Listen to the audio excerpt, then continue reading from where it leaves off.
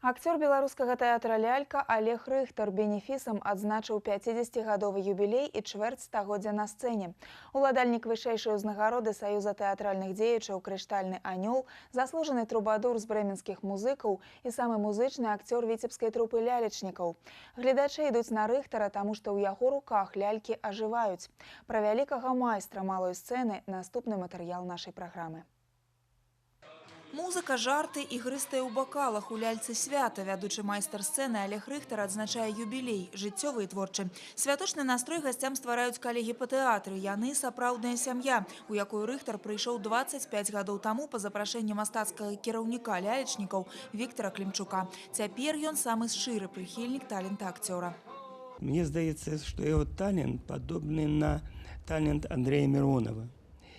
Ён яскравы, ён пеністы, ён такі, знаеце, святочны.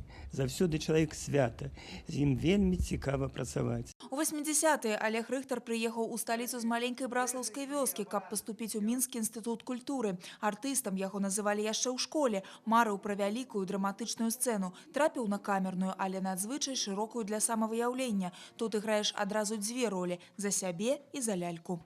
Это как ребенок, только очень быстро.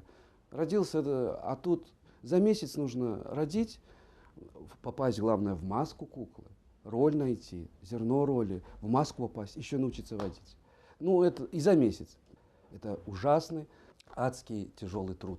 Сярод мноства вобразаў знакавымі для Рыхтара сталі ролі Геўрасія Вылівахі са спектакля «Ладдзя роспачы» па Караткевічу, Аладзіна ў аднайменнай пастаноўцы, Дзеда Мароза на дзіцячых ранішніках, а яго трубадура з брэменскіх музыкаў бачылі ўжо 3 пакаленні гледачоў. Нават у 50 ён улюбляе ў сябе не толькі прынцэсу, а і юных глядачак.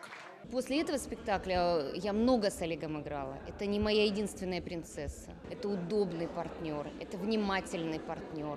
Это партнер, который идет на любые эксперименты. Он тебе помогает.